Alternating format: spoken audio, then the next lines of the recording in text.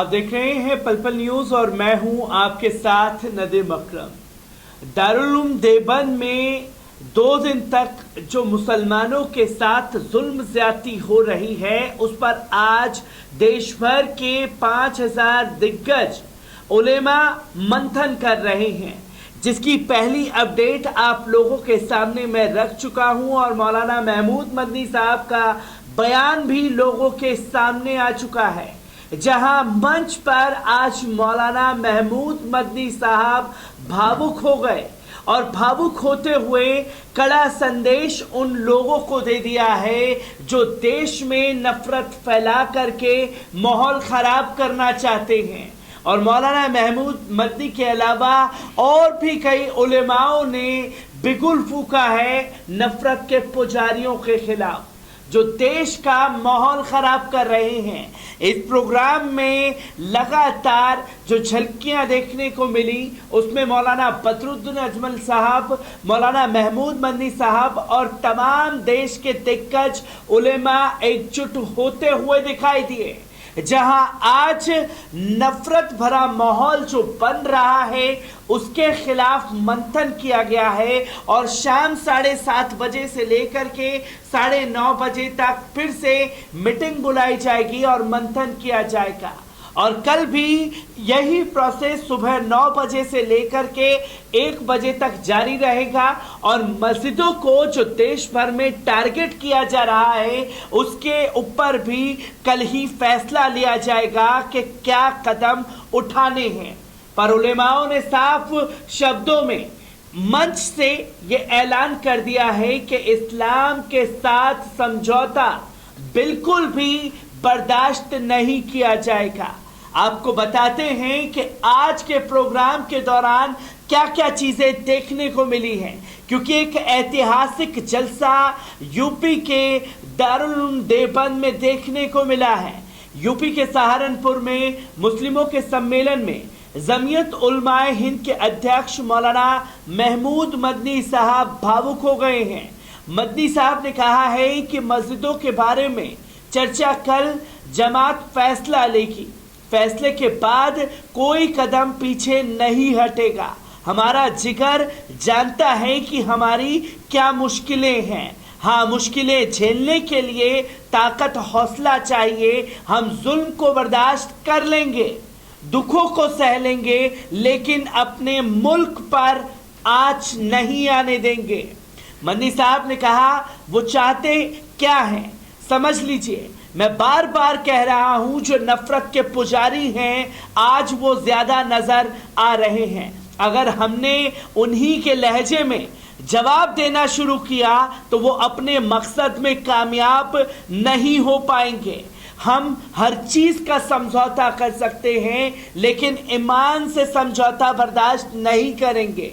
वो देश को अखंड भारत बनाने की बात करते हैं, देश के मुसलमानों को पैदल चलना तक दुश्वार कर दिया है। वो मुल्क के साथ दुश्मनी कर रहे हैं। इसी पर दिलों के मंदिर टूट जाएंगे तो मंदिर मस्जिद का क्या होगा। नियाज साहब ने भी ये बयान देवबंद से दिया है। ज्ञान व्यापी मुद्दे के सवाल पर जमीयत उलमाए हिंद के नेशनल सेक्रेटरी मौलाना नियाज अहमद फारूकी ने कहा है हर शासकों ने गलतियां की हैं जिसे हम भुगत रहे हैं। इन्हें सुधारने के लिए एक साथ बैठकर हल निकालना होगा। इससे बड़ा तो हमारा दिल है, जहां पर भगवान और अल्लाह विराजमान हैं। हम अपने दिलों को बांट देंगे तो इन मंदिरों मस्जिदों का क्या होगा। अगर हमारे दिल सही रहेंगे तो हमारा मकसद धार्मिक रहेगा। ऐसा कोई विवाद ना हो जिससे हमारे रिश्ते टूटे, फिर चाहे ये मंदिर और मस्जिद टूटे या बने, इससे कोई फर्क पड़ने वाला नहीं है। इसी पर आज हमारा देश धार्मिक बैरभाव और नफरत में जल रहा है। युवकों को इस ओर बढ़ाया जा रहा है।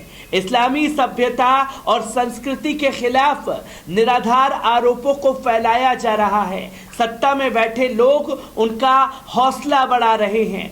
राजनीतिक वर्चस्व के लिए बहुसंख्यकों की धार्मिक भावनाओं को अल्पसंख्यकों के खिलाफ उत्तेजित करना देश के साथ सीधे तौर पर दुश्मनी करने जैसा है। मुस्लिमों से अपील है कि प्रतिक्रियावादी रवैया अपनाने के बजाय एकजुट होकर राजनीतिक स्तर पर चरमपंथी फासीवादी ताकतों का मुकाबला करें। फासीवादी संगठन अगर ये समझते हैं कि देश के मुसलमान जुल्म की जंजीरों में जकड़ लिए जाएंगे तो उन्हें उनकी भूल है। मुस्लिम नौजवानों और छात्र संगठनों को सचेत करता हूं कि वो देश के दुश्मन अंदरूनी व बाहरी तत्वों के सीधे निशाने पर हैं, जहां ये अंदाजा लगाया गया है कि इसमें युवाओं को टारगेट किया जा सकता है। भारत में इस्लामोफोबिया और मुस्लिम विरोधी उकसावे की घटनाएं लगातार बढ़ रही हैं। देश की सत्ता ऐसे लोगों के हाथों में है जो सदियों पुरानी भाईचारे की पहचान को बदल देना चाहते हैं। उनको बस सत्ता प्यारी है। तो वहीं जमीयत उलमाए हिंद ने सुझाए उपाय भी हैं। साल 2017 में प्रकाशित लॉ कमीशन की 267वीं रिपोर्ट में सिफारिश की गई है कि हिंसा पर उकसाने वालों को सजा दिलाने के लिए अलग कानून बनाया जाए, इस पर तुरंत कदम उठाया जाए। सभी धर्मों के बीच आपसी सद्भाव का संदेश देने के लिए संयुक्त राष्ट्र की ओर से इस्लामोफोबिया की रोकथाम का अंतर्राष्ट्रीय दिवस हर साल 14 मार्च को मनाया जाए। भारतीय मुसलमानों के लिए न्याय और अधिकारिकता पहल नाम से एक स्थायी विभाग बनाया जाए, जिसका मकसद नाइंसाफी को रोकने की रणनीति विकसित करना है। जहां साफ तौर पर मंच से सुझाव भी दिए गए और कहा कि जो लोग नफरत के लिए उकसा रहे हैं उनके खिलाफ सख्त से सख्त सजा का ऐलान किया जाए। तो वहीं 25 राज्यों से आज 1500 जमीयत मेंबर दारुल उलूम देवबंद में मौजूद हैं, जहां 5000 उलेमाओं ने शिरकत की है।